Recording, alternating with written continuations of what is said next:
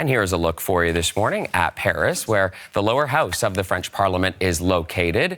That is where French lawmakers voted last night to ban social media use for people under the age of 15.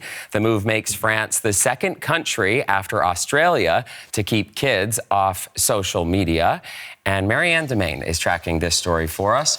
A lot of parents and I'm sure teachers and students are wanting to know all the details about this one. What's going on in France? And it is all of those people who are always reaching for their phone on social media. It affects people of all ages. But what's happening in France is specifically to protect the young people, not only from excessive screen time, but also the long list of things that potentially come with it, including possibly inappropriate content, possibly online bullying. So there are a lot of reasons why lawmakers in France have now voted to ban social media for kids under the age of 15, following the footsteps of Australia that had a similar ban in place for kids 16 and under.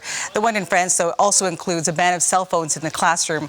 Reaction from the president of France posted on social media. This is a portion of his translated statement saying, because our children's brains are not for sale, not to American platforms nor to Chinese networks, because their dreams cannot be dictated by algorithms, because we do not want an anxious generation, but a generation that believes in France, the Republic, and its values. But let's talk about the generation that often uses social media. We've seen the young kids holding their phones, doing their TikTok, scrolling through Instagram. You know, they're constantly socializing through that platform. So some strong reaction from some young people in France.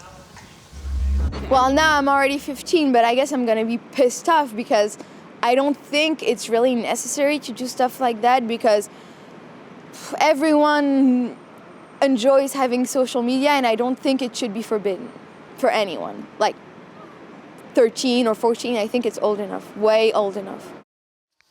At the same time, even with these bans in place, we know kids have found ways to get around these rules. So even though there is some strong reaction there from young people in France, it doesn't necessarily mean that they will be kicked off immediately from the social media sites. This generation is quite tech savvy. So let's talk about, though, the plans from France and the lawmakers there. The president saying that he wants to expedite this process so that it's in place, this ban that is, just in time for the next academic school year.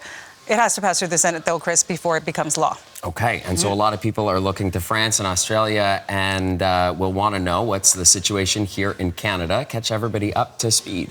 Yeah, because a lot of people may not have been aware that there is a ban here in Canada for 13-year-olds. If you're under 13, you're actually technically not supposed to be on social media. There is an online harms bill coming next month or so, or sometime this year. We are keeping an eye on when specifically that will be rolled out. But essentially, it will be to raise that age to 14 so that kids under 14, not 13, would not be allowed on social media platforms, in theory, because again, kids can find a way to get around this. This is, of course, to protect kids from the many dangers on social media, not only to protect their mental health, but also because of things like exploitation and also online bullying.